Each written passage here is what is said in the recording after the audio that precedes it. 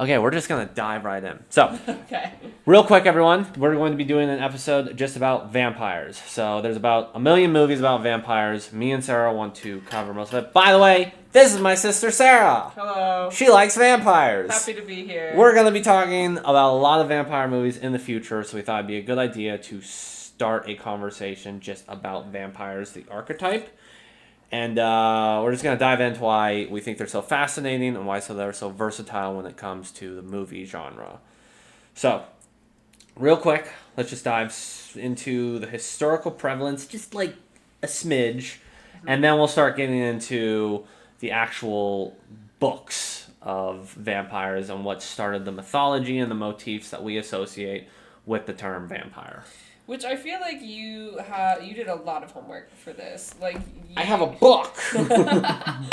I was very impressed with your notes that you came up with, especially in the historical record. And though I have supplemental information, if you will, you have the dates and the region and the specifics, which I know about. But let's get into the logistical stuff and first. I'll try and not get too lost in the weeds with that stuff because I do only want to focus really on the medium of books and movies, primarily of how vampires are the way that we know them today. All right. So real quick, I'm just gonna get this knocked out of the way. Back in the 18 something, don't have that written down, but there were myths of these creatures, for example, Hebrews used to hang down these amulets around their children's cradles to ward off, I think it was Lilith. She was the mother of vampire and queen of demons that was rumored to eat babies and to prey upon women. So the main reason I want to note that is because the eat babies and prey upon women, that motif has been with the vampire since the very, very, very, very beginning of it. And I want to point out that it was Lilith. It was a feminine figure. Yes. That was the furthest, the first page 0. Yeah, and I think that's your mythos. Yeah, and I think that was in North America mostly, but throughout time there were these creatures that preyed on the innocent, and that was kind of the starting of what a vampire is. Was this creature, nobody really had a definition of whether it was more beast or man or something like that or woman, but it preyed on babies and innocent women. So that's very first cornerstone of vampirism, which is pretty cool because, we'll see how it trickles down. But anyway, and not only that, but the reason that they preyed on the innocent was to survive. So it wasn't just for shits and giggles, it was for their own sustenance. So I guess those are the 3 tenets that come with vampirism, or I guess the 2 is preying on innocent and doing it for their own survival. Yeah. So anyway, just wanted to get that knocked out because that historical significance carries on through the mythos of vampirism. So in 1872, Sheridan Le Franc, I don't know if I'm pronouncing that right, he was an Irish guy. He made this book called Carmilla, and a lot of people credit it for being the first vampire story. And it's narrated by a young woman who was preyed upon by a female vampire that showed up in her dreams, and she would dream that she would have wounds on her neck and wake up and they weren't there. So a lot of people credit this book for having kind of a very queer, lesbian, sexual relationship with this monster that we just talked about in historical times. Yes. So right there, vampires are rooted in sexuality. And homosexuality. Yes. That I feel like that should be underlined as well. Yes. Very taboo stuff, if you will, especially for the time. In 1872, lesbian relationships obviously weren't looked at fondly. Also, it seems that in the book that men were equal to women and women were equal to men in the story, which was also kind of not the standard, I guess, for the time. But anyway, so this book established multiple motifs for vampirism, such as Wait, hang on. What year was that? The book came out? 1872. Okay. I want to point out Go for like a little like pin. There was a whole subgenre of like lesbian vampire films that came out in the 70s, and admittedly I have not watched Did I say some of them. Did I say 1972? Yeah. I meant 1872.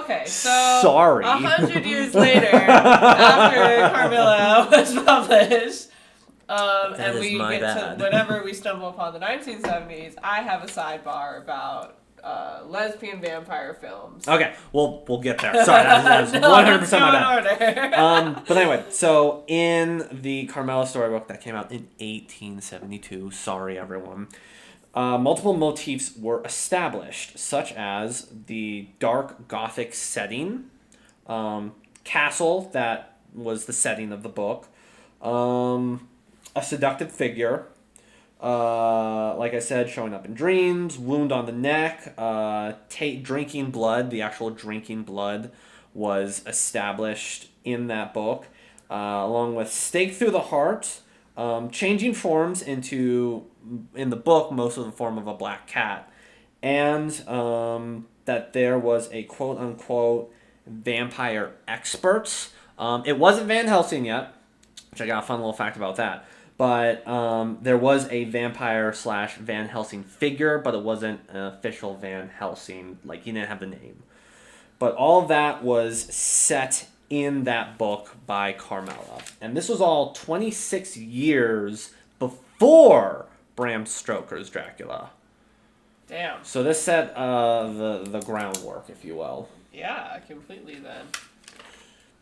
Do you have any thoughts on the motifs that were established? Nothing too far past what I've already said. I think it should be noted that even before Bram Stoker's novel, there was a woman vampire that was associated with sexuality and with homosexualdy. Mm-hmm. And there's a lot of details that like lesbians like myself like will we'll hold on to, like how Carmilla only like fed on like what's her name, the protagonist left breast or something like that. Mm-hmm. See, I didn't know that. Yeah, that's very obviously sexual.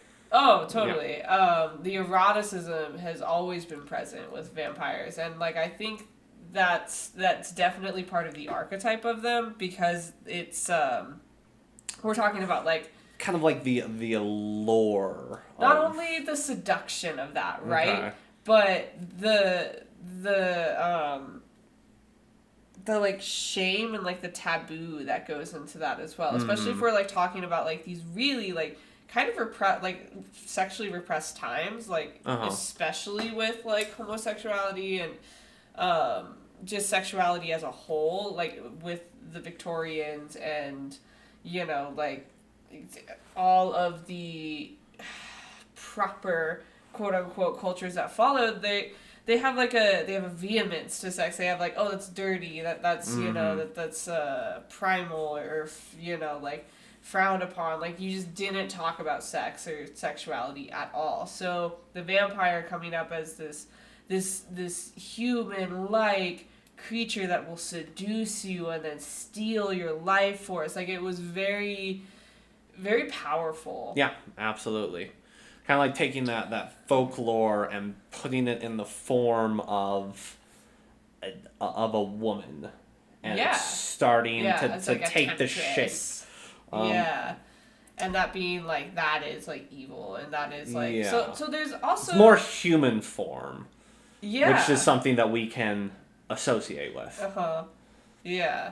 One thing I did want to mention, as we're going through the motifs, I just want to mention the significance of it. Now, the one thing I could find through Stake Through the Heart was one of the main ones. It was believed that wooden stakes would impale the vampire, preventing them from rising again. So you literally like kept them in their coffin by staking them down. The choice of wood, often oak or ash, was significant, as these woods were believed to have mystical properties, capable of repelling evil forces. Huh. So that's one reason why wood was chosen. But anyway, so 26 years pass with that mythology kind of coursing through Ireland and whatever. Yeah. And then Bram Stoker. Is it Stoker or Stroker? It depends what movie you're watching. If you're watching the gay porn adaptation, it's definitely Bram I think Stoker. I downloaded the wrong movie. Oof. Ooh. You're in for a treat later. So, Bram Stoker. Mr.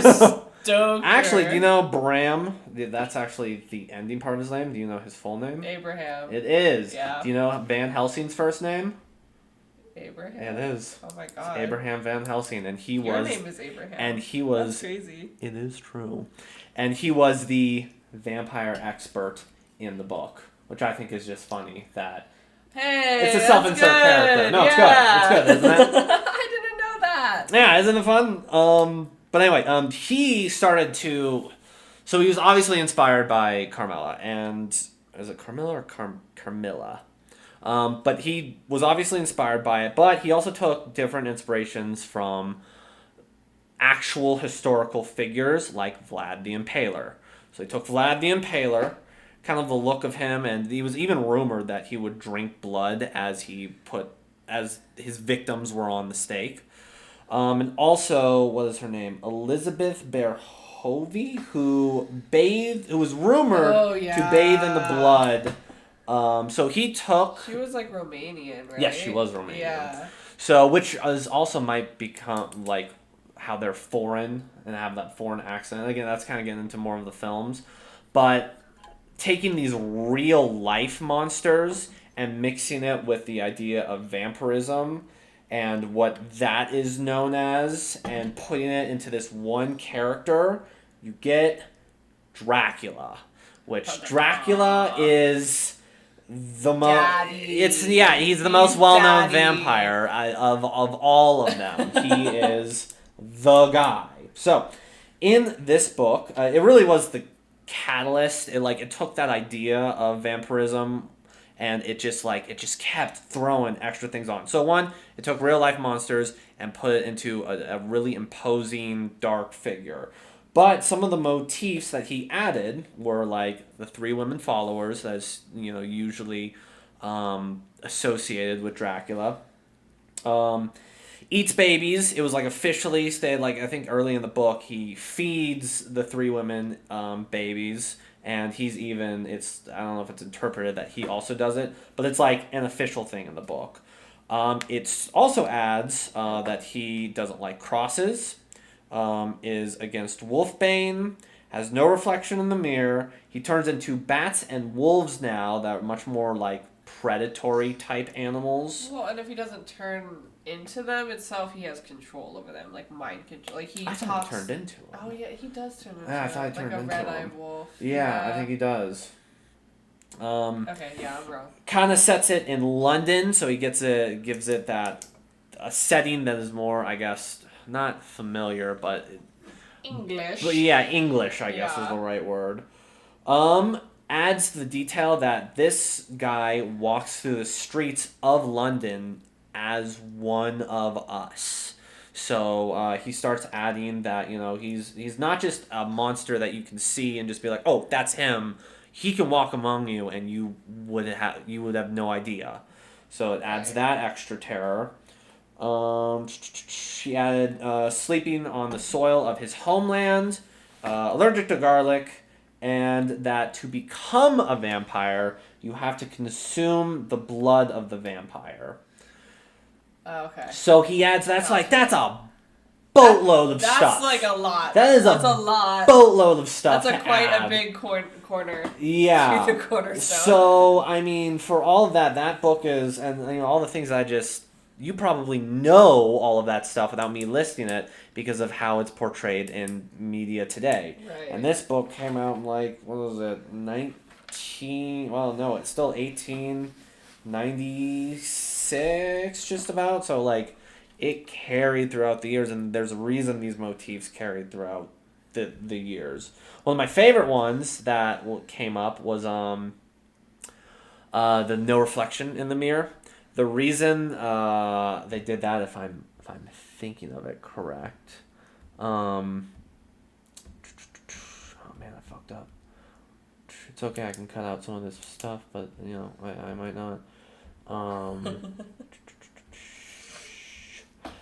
That's what it is. So the reason they can't see themselves in the mirrors is the idea that vampires don't have souls. So vampire is not alive or dead, so it's in the space between, like in some form of limbo. It's not dead and it's not alive, and due to this, they can't fully see each other because they're not on this living plane of existence. And when you look into a mirror, mirrors are, well, it's said that if you look in somebody's eyes, it's a reflection into their soul. So that idea of reflection, they can't see it because they don't have a soul. It's also one reason I found that they don't like crosses, because I guess Jesus died willingly and they don't like that idea. Oh? Yeah, that's what my research found. Oh, okay.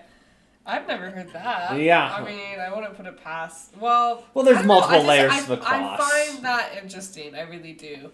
There's the cross is really layered. Yes. And like once we get into more like Gothic subculture, like we see like a lot of cathedrals, we see a lot of religious imagery. Kind of be a mesh. I know we're gonna get into that later, but that's interesting.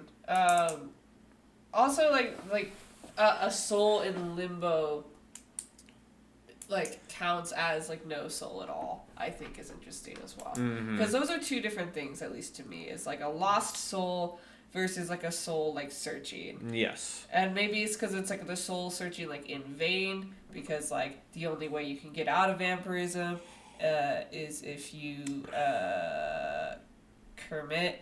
And that's like Jesus. So maybe that's why they don't like him. Maybe. But I guess in Bram Stoker's version, he was an all-around monster. He had, and that's for all intents and purposes, no soul physically and morally. Yeah, he was like, and that's. I mean, the guy ate babies. So that is the archetypal, like that is the closest we've got to like Vlad the Impaler, or like homegirl that's bathing in fact young maiden blood, like. And I think even in old Romanian, Dracula literally translates to the devil. Oh wow. Yeah, so it's definitely already ensconced kind of in religion, because it's just very clearly on the opposite side and the more satanic versions, especially preying on the innocent and doing all this stuff, but still living as a man. Right. So I don't know. It's very interesting to see how it. I mean, it's even taking further shape now. Yeah, Bram Stoker's Dracula has how many movies like named after? More than I could count. Yeah, there's so many. That was Bela Lugosi. That was we know every iteration after Lugosi is some sort of spin on Lugosi. But like this is where like the image becomes really sharp. Exactly, and when he steals these girls, the same thing as Carmela. Does it in a very kind of like sexually charged way, which again for the time is very taboo. You're not supposed to do that. Yeah. But he does it all the time for only his benefit. Yeah, and he does it. God, I wish like I had the time to like read the book before we did this episode, because like he does it in a very like, he soughts to like trap you. Yes. Like that's his like motive, or like that's like how he hunts, if you will. Like when he's hunting. Oh, and one thing I guess I didn't add with the motif is that he also added in Bram Stoker's is you have to invite him in.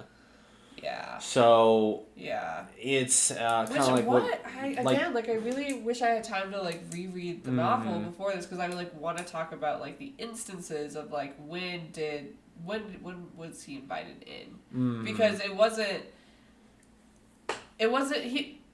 actually like somebody like invite. I don't know. Does that happen in the book? Because now I'm thinking like, okay, it's Jonathan Harker. I have not read the book for reference. Oh, I've only done research. I've only done research on it. Well, I've not actually read then it. actually, you know, and like I could be talking about my ass here, but I want to challenge that. Okay. To say I don't know if that's quite true yet. Not to say I know where it came from, but in Dracula, the Stoker novel, it's him that's outsourcing like places that he can live in London. So he invites Jonathan Harker, his real estate agent, to his castle. And because I think they do get invited to the castle. Yes, you're going to help me get a little, plot in London, whatever, so I can start feeding. And so he's not even going there. He's not even asking to be invited in. He's literally like taking this man hostage and saying like, you will help me find a home in London. Like, he's not asking. And then he goes, and then from there he meets Mina, becomes obsessed, and like his plan is to go to London and start eating people and to start preying, and I feel like Mina is like a iteration of that. Like he wants her like as his bride, and that's what is that. Is that more for... And they intercept. They intercept because, like, there's so many people that care about Mina that they're like, no, Mr. Dracula, you're not going to do does he want her for the bride? I mean, for his own selfish reasons, he basically wants... but he wants to feed off her constantly. Like, that's the motive. Yeah. That's, that... I haven't read the book, but... I'll have to. I mean, going into this has really piqued my interest on vampirism. Like, the movies, like, Bram Stoker's Dracula, like the movie that came out in the 90s with Winona Ryder and Gary Oldman, and Keanu Reeves! With the best accent I've ever heard. God bless him. God bless him. They kind of put like a very romantic spin on it that I can't say, again, I could be like misremembering the book, but I don't remember there being such a heavy romance aspect between Mr. Dracula and Mina Harker. Like, I feel like Mr. Dracula was not as suave as Gary Oldman made him in the book interpretation. Yeah, in the book interpretation, it's very predatory, and it's very clear that Jonathan Harker was invited there, but now he cannot leave, and Mina and Lucy become victims of Dracula because he has, like, infiltrated London. Okay. And once he takes Lucy, they're like, oh shit, we need help. And Helsing comes in, and he's like, this is not going to happen to Mina. And they do, like, the little, like, first writing of, like, a blood transfusion. Like, that was, like, he wrote about it before it was a thing. Which is pretty cool. I like that idea of you have to get a little bit of the monster in you. Like, you have to drink his blood to become fully corrupted and become a monster yourself. Yeah, and again, I don't remember that happening in the book. Okay, well... I feel like according to the internet... What fucking website are you reading? Because I feel like during the book, Lucille never drinks his blood. She's having dreams, and she's having continued nightmares of, like, Dracula coming, and she's just like, oh my god, there's someone in my window, and they're like, you're crazy, for, like, a long time. Female hysteria. I didn't know that they had gas lights back in these times.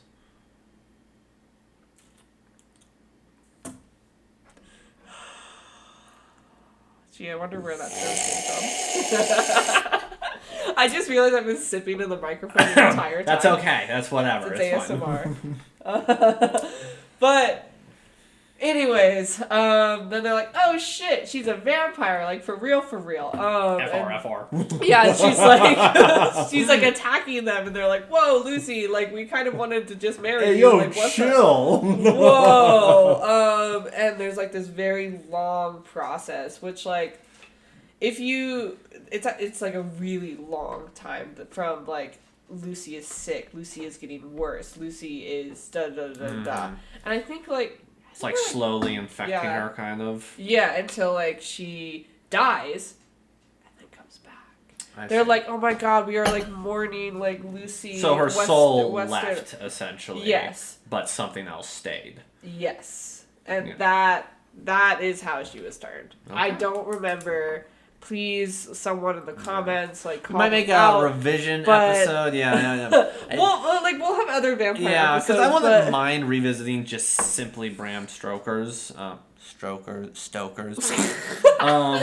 we gotta do an episode where it's like we go through like the different like movies that are like Bram Stoker's Dracula. So like Lugosi, like the 90s one, and I'm sure there's a couple others that's like just directly There book are. to screen. There are. We could rank those easy. That segues perfectly into my next section. Is after this book came out, the next big interpretation of it was film. Actually, silent films were starting to come out, and it's when film was just starting. These silent films that had like little cards of like, oh, this is what the person was saying. One of the first silent films that got really big, Nosferatu. Hey, My boy Nosferatu. Now, I just wanted to bring that up because the idea of vampires and film, it's kind of cool that when film was first starting, vampires was one of the first things to be put on film and get, not critical, but recognition. It became more popular than your average silent film. To the point where if I say the word Nosferatu, you probably have a frame of the movie in your head right now of how he looks. Yeah, like the frame. That's how it carried down, and it's kind of cool that film and Dracula or vampires evolved in the same time. So, the one thing that Nosferatu added, there's not really much I want to add to it other than it basically is Bram Stoker's except silent. Yeah. The only thing they added was that instead of getting killed by a stake or anything like that, he was killed off by sunlight. So that's Nosferatu's contribution to the motifs of vampires is that sunlight kills him off. God, I love him. And he was ugly and then he died. God bless him. Then in 1931, Ted Browning released a film called Bram Stoker's Dracula, where everyone's favorite, Bela Lugosi, plays the titular character, Dracula. Now this, I don't know if you want to dive into it, but this is the interpretation. This is when it all comes together and in the media that we can all see, and it became way more popular. Like books are popular, but movies became more popular, and this is what set in the cultural zeitgeist of what Dracula looks like, sounds like, walks like, where he lives, how he does everything, in mannerism, just everything you can think of. Yeah.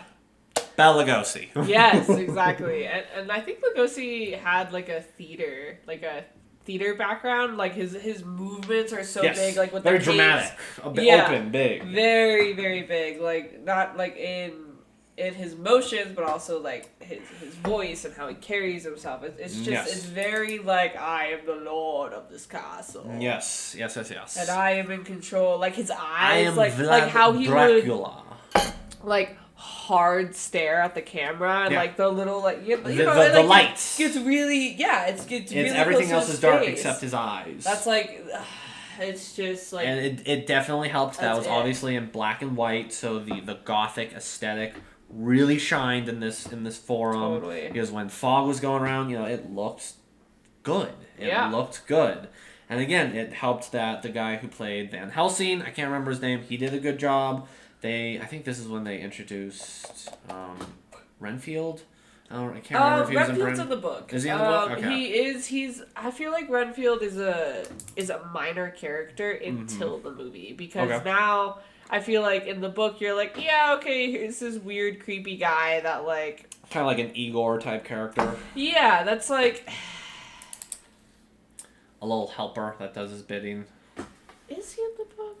I really wish I. Anyways, this is so goofy. Perhaps not. Because when you first brought up the movie, my brain went to Renfield. I'm just like if he was not in the book, he made his fucking debut. Exactly. In the movie. Yeah, exactly. Like, That's, as again, this creepy fucking guy Yep. who eats bugs, Yep. is like so out of his mind, he's just like, the master's gonna yeah. I feel like I remember that happened in the book. Sorry. Yeah, no, I think, and again, I haven't read the book, but according to the internet, which is never wrong, by the way, it's never misled me, especially No. when you use Wikipedia. People don't lie on the internet. Exactly. That's why would you do that? Why would you do that? Especially about vampires. Yeah. Come on, guys. But I think this is when Renfield, all these characters became larger than life when it was put on the big screen. Yeah, they got their like limelight or whatever you want to call the Exactly. black and white light. They got it. Yeah, so they were set in this mold, and we keep hitting on Bela Lugosi, but any type, especially if it's Dracula, the character Dracula, like you've seen other vampires and everything, but if they are doing a vampire movie, that actor more like 100% watched Bela Lugosi and took some type of inspiration from him. He that was the mold that got set for Dracula. Yeah, exactly. In 1958, I would just like to add that another movie came out. It was another Bram Stoker's Dracula. This movie has been remade like 85 million times. But this is when Van Helsing went from a vampire expert to a vampire hunter. Oh, okay. So, a little bit of a change. Fun fact, Peter Cushing played Van Helsing. Who's that? He's the guy who played Grand Moff Tarkin in Star Wars. Oh. And in the same movement, do you know who played Dracula? No. Christopher Lee, Count Dooku. I need to watch this movie. Yeah, no, it's literally Grand Moff These are, Tarkin like, old- fighting. What is it? Lord Tyrannus. These are the like fucking kings of old Hollywood. old ass Hollywood. That's Fuck, yeah. that's Sauron or Saruman. Yeah. Oh, Christopher Lee, What an absolute titan. an absolute gem. Literally. But I thought it was just a funny thing. Grand Moff Tarkin fighting Count Dooku That's so sick. That's so sick. with crosses. Yeah, he's like, you know what? Actually, I'm gonna specialize. Literally. I'm gonna hunt these motherfuckers for a living. Literally. So I just thought that was a fun little thing. So, but a little bit before that, after 1931, Todd Browning's the one with Bela Lugosi was released. A slew of Dracula type movies came out, and one of them that came out was in 1936 called Dracula's Daughter. And this introduced the idea, the main plot for the movie, or for the character for Dracula's Daughter, is she wanted to cure her vampirism. And this will be important in a little bit. This is one I've heard about, but I haven't watched. Yeah, but it goes more into the lore. Dracula actually has a daughter, but her main thing was she wanted to not be a vampire anymore. So now, is she blood related to yes. Dracula, I or wanna is say she yes. turned? I think she's blood related. So how's she gonna do that? I'll watch the movie. How's she gonna do that? Anyway, I have Dark Shadow show written down. I don't know if you have anything to really say about Dark Shadows. It was an old black and white show. No, only that I've the Johnny Depp movie that was really bad. It was like yeah. They were like trying to be camp, but they didn't know what they were Yeah, doing. it's the period of movies I like to call when God, what's his fucking name? Tim Burton is bad. Tim Burton had a great couple of movies, and then he just fucking fell off. Everybody has a flop era. No, he continues to have flops. You're like, he keeps flopping. He keeps after a certain point. It was they're not good. Yeah. Anyway, the only noteworthy thing I saw of Dark Shadow or Dark Shadows is the main character, who's not Dracula. He's just some other vampire. They add a little more humanity to him. Okay. He's more kind of like, he gets more human characteristics. That's really the only noteworthy thing. In 1973, a book was released that flipped everything on its head. Interview with a Vampire. Woo!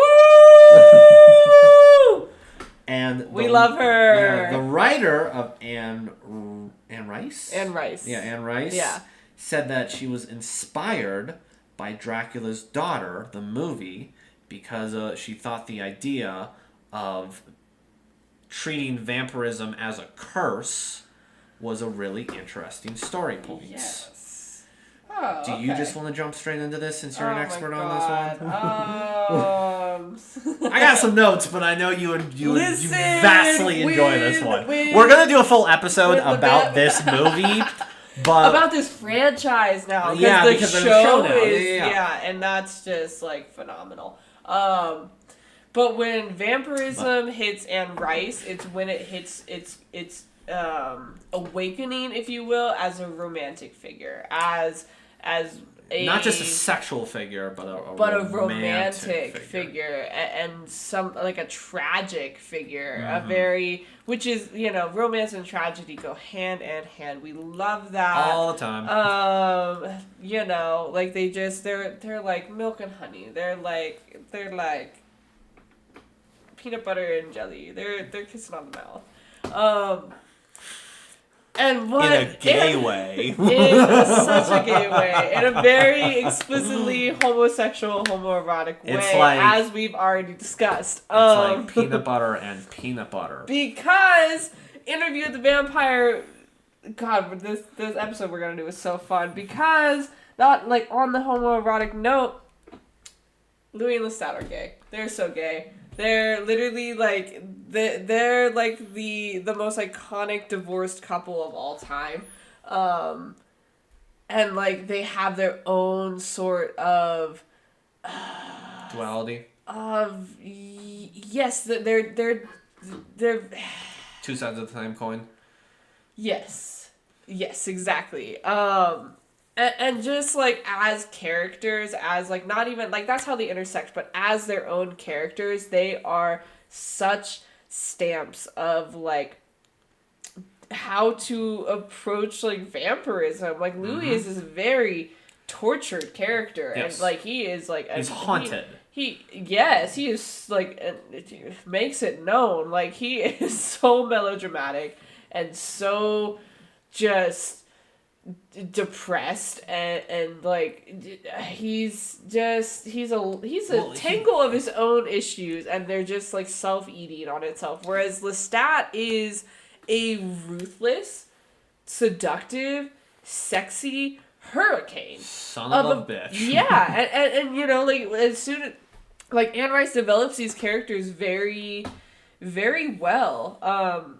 You know, if you go into the lore of like Lestat, it's, you know, he comes from humble roots, and he like vampirism is thrust upon him. He's abducted, he is kept hostage, he is turned, and then he's given money and says, "You're my heir, and I'm gonna die." So he has no sort of mentorship, no sort of like, you know, training or whatever. He literally has to figure out everything from ground zero. And has a fuck ton of money to do that.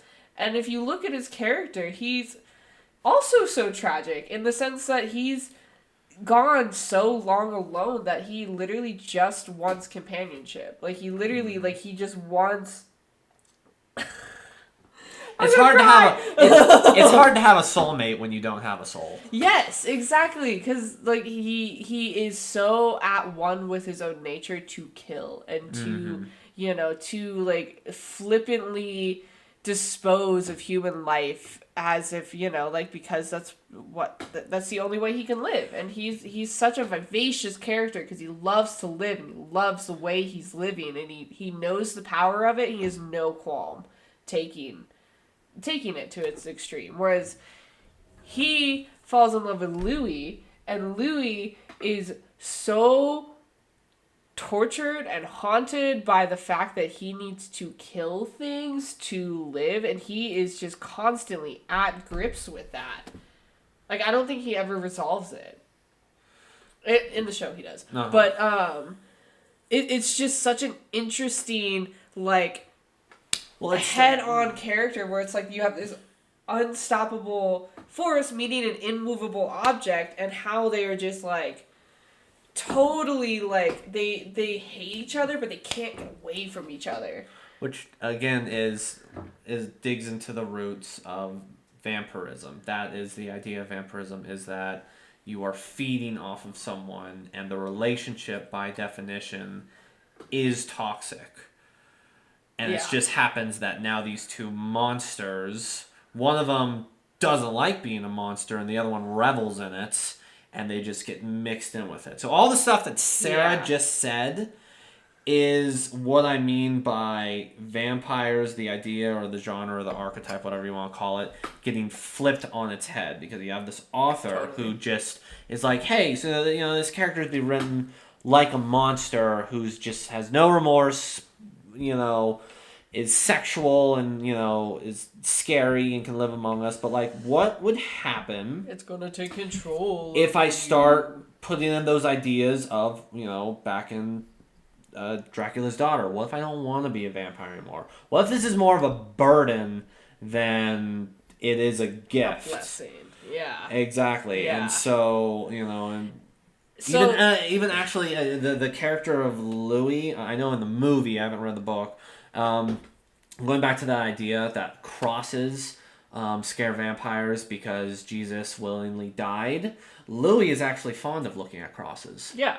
Because he probably likes the idea of wanting to pass away willingly, not as a monster. That's different from like what Jesus did, but like I said. Well, I mean, before, he died for the good of mankind.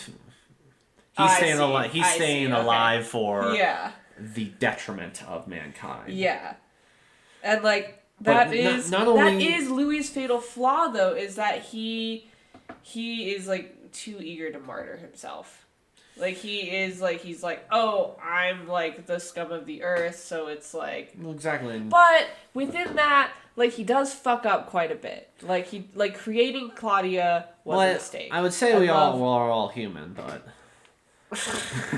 But he is. He's a human, like trying to be a vampire, and like that's why it's not working. Is because he is so he can't let it go. Yes. He can't let go of his humanity. So and we love him for that, but it makes him such a little bitch. So after that happens in that book, and we'll add a couple more things. Well, one, obviously the character Louis and Armand that you just said have two sides of the same coin. One tries to repress his animalistic instincts, and the other loves it. Not to mention the character, what's the little girl's name? Claudia. Who absolutely resents, was it Armin who changed her into a vampire? But she stays when she's like 12 or something. Yeah. And she resents him that she has to be 12 forever. Can you imagine the mental toll of never aging? And you are literally... I don't know how old she gets. You accrue all this wisdom, but you never grow up. No. You don't get any of the privileges or pleasures of adulthood. You don't get any of that. You get to stay a child forever. Which again it's framed more as a curse than a blessing, which again is a kind of big motif of the book. It also introduces the idea, well, I think this is the first interpretation, where it's like, usually it's a one-off, just one vampire in the story, maybe a vampire's daughter, maybe vampire versus Wolfman, but this is kind of the first book that introduces the idea of a coven of vampires, and there's this secret little society. But the cool thing that it still does is, like we said before, vampires can walk among people without being noticed. Yeah. They put on plays, don't they? Yes. And they're hiding in plain sight, where everybody outside thinks it's just a play, but what they are actually doing is murdering someone in front of hundreds of people and getting away with it because they can hide in plain sight. Now, I haven't read up to the story, have I? I think that the Théâtre des Vampires... What? Is the Theater of the Vampires. Why are you speaking that French? Because it's set in Paris. Oui, oui. Because they're gay. It is. It's a very gay city. It's a very gay story. Like Anne Rice, like Well, yeah, it also finds its homosexual roots again. It's kind of the first totally. time that But returns back it to that never since like Carmilla. they never explicitly. That's my problem with Anne Rice is that she loved these characters so much, like enough to flesh them out as much as she did. She wrote a book about everybody. She has a whole book on Armand. She has a whole book on like Lestat. She has a whole book on the shenanigans that they all get up to together. The lore is there. Like there's like 13 books in the series. It's ridiculous. Fuck. So obviously she has a ton of love for these characters, but they never explicitly get together. They never explicitly say, you know, like I love you to each other. Like especially Louis and Lestat. That never happens. And I feel like that is criminal. Criminal. That's because that's what the reader wants. That's what the reader wants. I've also heard that she's like homophobic, and it's like, Well, how, I don't know. how can you? Okay, I don't know if that's true, but How could that be if she's writing all these characters? That's what I'm saying. Like these characters are gay. They're gay as shit. They're gay. Well, it's very, it's much more open than obviously the Carmilla character, where it's very, very subtle, but in this one it's much more, It's oh, it's much more contextual. open, yeah. Yeah. Whereas like Carmilla, like she's sucking on them titties, like she a little, and you know that Armand is sucking blood. but If I had more coffee, I would drink it loudly. But like whereas with Interview with the Vampire, it's like it's very like their relationship is so symbolic and it means so much, and it's like in the show There's much more morality woven in through the characters, especially the character of Louis. And it's a lot deeper of a connection with Lestat. Like you can't separate them. Like you cannot have Interview with the Vampire with just Louis. Like you'd be lost. You can't have it with just Lestat. You'd be lost. Yeah, well, like, it's they are together for a reason. Well, and it shows the different interpretations of vampires within the same story.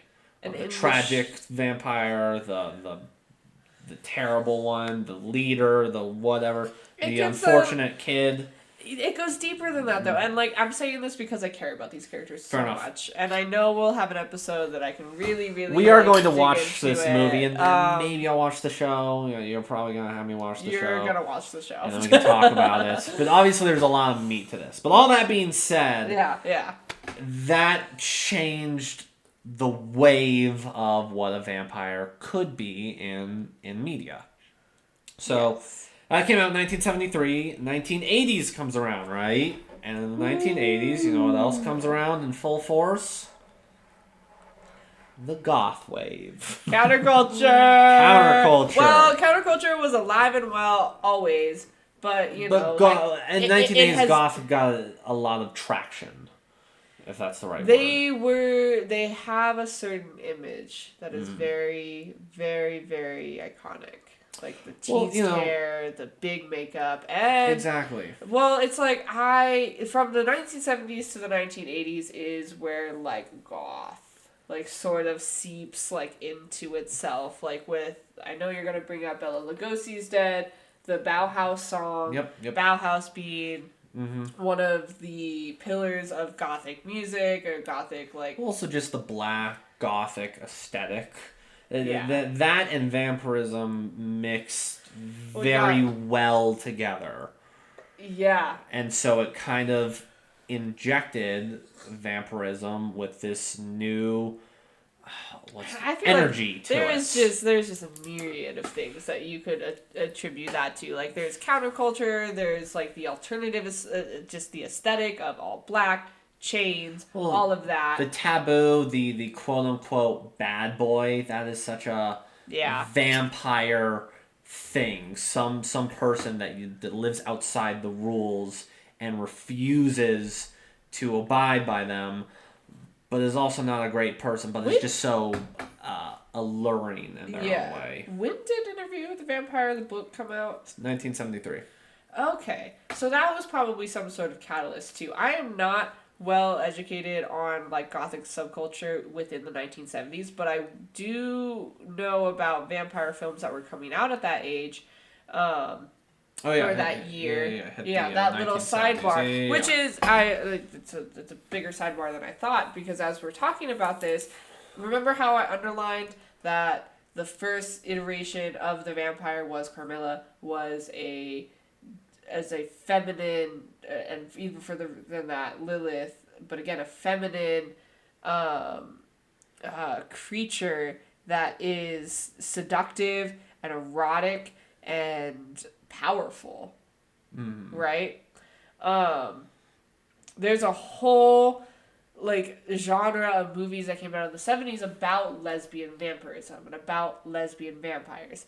And I don't want to go into too much detail because I haven't watched a lot of these movies, so I can't give a full debrief for the complexities of it. But I do want to touch on a note of how they were often the villains in these movies, and how like this like sort of like seduction is placed on this feminine figure, and how there was like kind of a lot of, I don't know, I want to say misogyny in that like, oh, these women are gonna take whatever they want and da da da da da, which like is coinciding with like the free love movement of the 70s, and I just wonder if there's some sort of connect there. I literally have no idea. I don't either. I am not versed in this at all. I am kind of speaking this as more of like a thought experiment, because Yeah, again, like I don't have like the homework done to be able to have like a full discussion about this, but I know that movies can be bigoted and misogynistic sometimes. So I wonder if that sort of archetype of this like this temptress that is just gonna like ruin everybody else's lives to, you know, like to make her own, you know, her own take all my money. she gonna take your money. She gonna take your house. She gonna take your car. She's gonna use up all your savings. She's gonna. I just feel like that comes from kind of a misogynistic root. I want to just like pin that for whenever we want to pick it back up. And I ain't saying she a gold digger. I'm just saying that she's... Do not quote Kanye. A vampire. Do not. But anyway, in 1980, Lost Boys came out. And Lost Boys was another movie where... The Hunger. Sorry. I don't know if I've seen that one. And it's because it's subculture, Abe. Well, I guess I'm not subculture, so. But anyway, so Lost Boys comes out, and I think that's a good mixing of goth and vampires. It's very representative of when it was made. Exactly. I would call Lost Boys, like, Lost Boys is the titular, like, 80s vampire movie, because, like, come on, look at the characters. Literally, like, exactly. That's what I was about to say. Exactly. Like, they got iconic. What is it? They literally hang upside down to sleep. They got business in the front, party in the back. Oh, yeah. Everything. And the way that they dress and just very punk, very again outside the and they're a ton of rascals, you know, like they're welcoming this new vampire by fucking hazing him, you know, and like you know making fun of him and be like, you are one of us, and like we are your only kind. It's very. And then they go. Forgot about that. But another 80s movie is The Hunger, which is gonna come back to my point that The Hunger is this lesbian vampire film that this really ancient vampire takes a victim or like creates like a companion for herself, like creates another vampire and it's like we are lovers for like, you know, like centuries or whatever. But it begins with her partner, David Bowie. Spoiler alert. What? This movie is so David culty. Bowie's a vampire? Yeah. David Bowie, literally Bauhaus, the band, literally, like, him is in the first cut of the movie. Okay. He's literally in it. They've got the hair, they've got the makeup, they've got, like, literally, like, it's a cult classic. So good. But essentially, kind of what I was talking about before, like, the villain, the archetypal vampire is, like, her lover dies, so she's like, well, I need a new lover, so she takes one, and then the new lover is like, I don't want all this shit, what the hell, and that's sort of its own thing. Anyway, good movie. Okay, well, It's like so bad that it's good. Would you say that it helped change the cultural relevance of? Because I bring For up gay people, I was yeah. gonna say I brought up Lost Boys because it seemed to change the image of vampires during that day. Because again, before that, it was just kind of like, oh, monster. Because 1973, that's when the book of Interview with the Vampire came out. And then there was like a ton of vampire movies being made, but not all of them were being like elevated to that degree. Well, exactly. They weren't a tentpole movie where it's just like it happens and then it changes the idea of what something is. Yeah, it wasn't a pivot Exactly. quite yet. No, I wouldn't say that. Like, to gay people, it's important because it's like, fair enough. we love that shit. But if you're a lesbian, like, you need to. If you're a lesbian who's into like vampires, like, you need to watch The Hunger. That's just how it goes. Sorry. You need to watch all of these movies. You need to like watch Carmilla. You need to. There's a lot of homework. I do like women, so I'm halfway there. You know, you're doing some of the homework. Yeah, I'm trying. You got, you're only a couple movies behind. So, 1998 came out. The only thing I wrote was Blade. Blade! Action vampire. Yes! Blade was so fucking sick. Love Blade. Okay, so Blade- for all the people who were like, ooh, Black Panther was the first black superhero. Fuck no. Blade. Blade Oh, but was he's an anti-hero. No, he's badass. He's so cool. I love Blade. He beat you to the fucking punch, is what he did. Yes. He So did. good. It was before the whole Marvel Cinematic Universe. It was 1998. He is a Marvel character, but it's when they started having fun with action and vampires, because around the same time Van Helsing with Hugh Jackman came out. Yeah. Which again isn't a vampire movie, but it's still like within the same mythos, and just like, oh, like, these characters, they're larger than life. Let's put them in an action movie. Yeah. And so Blade came out. Blade was so good. And that there's 3 of them. So obviously it was a successful franchise because they had enough money to make 3 of them. And even before that, in 1973, that's when Blade was introduced in the comics. So from 1973 to 1998, vampires were getting love on the comic book side. So it's like they start pouring into these different forums of like, okay, well, it started out as a book, and then it started out as mythology, then it started out as a book, and then now it's into movies, and then now it's comic books, and then now in what is it? Like 1987, Castlevania comes out. Video games. Yeah. Another medium for vampires. And it's like, oh, okay, you gotta fight the vampire. And again, very classic Dracula stuff, but still this representation in a different medium. Yeah. In 1997, I wrote down, this has been on my list, Buffy the Vampire Slayer.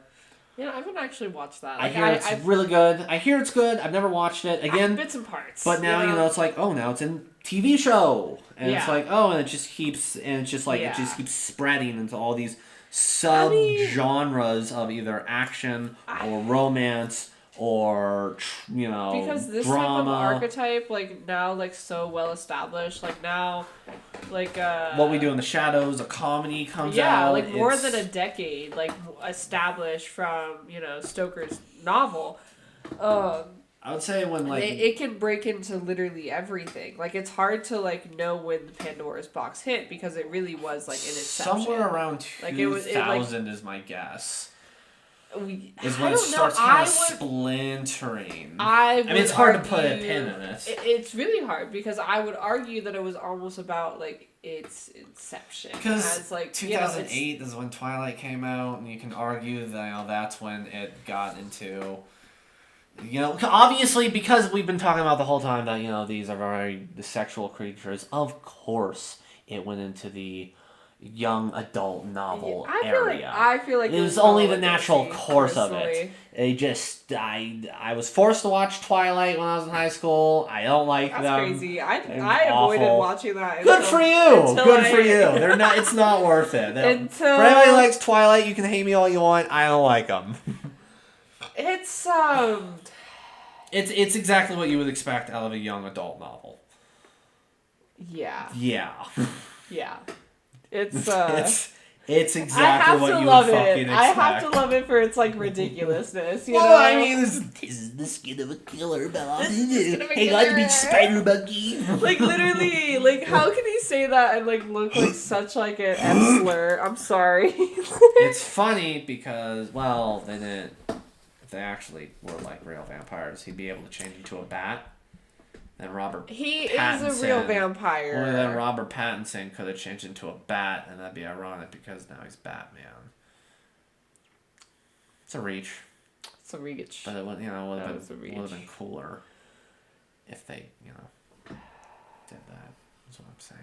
But he don't. Robert Pattinson. Just because he can't turn into a bat does not make him not a vampire. I'm. That's because. I mean, he does have the okay. It's To, a ver- it's to a- give Twilight, You it's, were literally it's due no. credit. You were literally just harping on the versatility of vampires. Yeah, which means they can be used in every way, even bad ones. Yes. Yes! Thank you. And to give Twilight its modicum of stuff is, I guess, what's his face? The Edward guy doesn't like eating humans, which is probably inspiration from Interview with a Vampire. Yeah. So, but that is as much as it gets from me. It's terrible. Yeah, the versus werewolf thing sort Yeah, of came I don't know into. when well, it technically That- started all the way in Bela Lugosi's era because he fought a Wolfman in black and white. So it's gone back. Oh, What? hell yeah, dude! In like Hell the yeah. 30s? In the Yeah. 1931, he Dead fights ass. a wolfman? He does. Why do I not know this? The cinematic, the oldest cinematic universe is the Monsters universe. Yeah, it's a universal monster. Yeah, Wolfman and vampires have been fighting for a while. Don't even get me started on the Underworld series. Oh my Don't god. even get me started. Also, on don't the- get me started on Oh the my Underworld series. god! It's not tightly written. Well, But it's sexy, and that's what counts. the only thing tight in it is the spandex. God bless. I know it. Just my god. Woo! I know it. I'm blushing. But anyway, yes, exactly. They've been fighting for a long time. They have the same kind of they're monsters, but some of them don't want to be monsters, and now they're confined by these rules Yeah. that they have to abide by. So it's Yeah. like, okay, I can kind of see where they're going. I don't really know where, I think it just seemed like a novel idea, and then it just kept going. Yeah. Just kept going. I'm sure it can be deep. I have not seen a representation of them fighting where it's deep. It's usually just like schlock. But don't get me wrong, I like schlock. Underworld schlock. I think it's great. Yeah. It's good schlock. It's good schlock. But yeah, so all that being said, this all leads down into vampires just getting fractured into these subgenres. And you just saw a movie. Yeah, I just saw Abigail. Abigail, which is a vampire movie, and it's and an action movie. Yeah, action vampire movie. Which And it was kind of like, because I saw a trailer for it, and it kind of seems like an action horror movie. Yeah. So it can take two genres and just kind of also run with it, which is one reason why we decided to make this episode is because there's so much you can do with vampires. In future episodes, we're going to talk about just simply Interview with a Vampire or Abigail or this, but it's hard to not talk about the broader term it's true. of vampire because it's become It's prolific. because the thing is that no matter what genre you go into, they still carry those characteristics of wanting blood, of feeding off of another person, yeah. it's not all of them are allergic to sunlight, but it has these characteristics that that is very versatile when it comes to. And they play on that. Like, I think it's in the preview where, like, in Abigail, like, they're like, oh shit, she's a ballerina vampire. And, like, they're kind of, like, being like, oh, vampire? Like, you know, the little, like... There's already expectations. The little hacker girl is like, are we talking Anne Rice? Are we talking, like, Twilight? Are we talking, and it gets a laugh, or, like, it's meant to. But... That's really, like, what we were trying to do here, where it's like, what are the tentpoles of vampirism, and how have they, like, infected their way through Not media? only that, but why has it lasted so long? Because usually characters, like, you know, something like Frankenstein, we know what Frankenstein is, but the representation of Frankenstein is so minimal compared to vampires. And the reason why is because vampires, I think, are more versatile.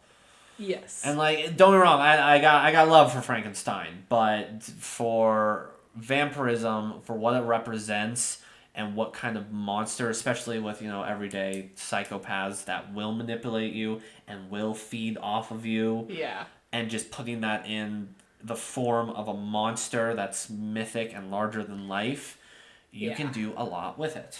Yeah, definitely. Like, it's a wolf's in sheep's clothing that I feel like you can really put in any situation and be successful, especially with how well trodden some of these tropes are. Exactly. Like, you could, it's, whenever something is so versatile like that, like, I think, like, my brain, like, it's so Shakespearean, because you can put it in any situation and it'll fit. Because...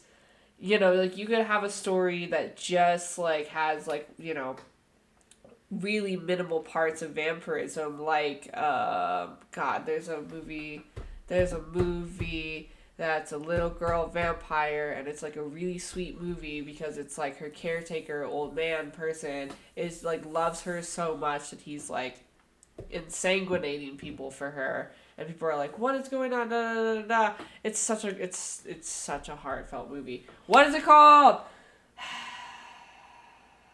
I'm gonna tell you. But I don't know. Those are the type of movies we will most likely be talking about in the future. Yeah, it could be a love so story. Much you can dive into. It could be an action movie. It could be a romance. It could be just a straight up horror movie. It could be a creature movie. It could be, like, there's so many elements of the Voyager horror. Of whatever. The Voyage of the Last Demeter. Yeah, exactly. Again, the action movie. Vampires are still alive and well today. Totally. And they're not going anywhere. Exactly. We're obsessed with them. So that's one of the reasons we made the episode. Any final thoughts about vampires? Anything you want to add to the episode? As like if you're not a fan of vampires, check it out. There's stuff to them. There's actually a lot of content about them. And if you don't like one of the content or media of vampires, you just go to the next one. You say, you know, I'm just gonna take another take. There was one thing that I would, I guess, like that. If you like vampires too much, just keep in mind, you might like the idea that you can sustain a person a little too much. Anyway, bye!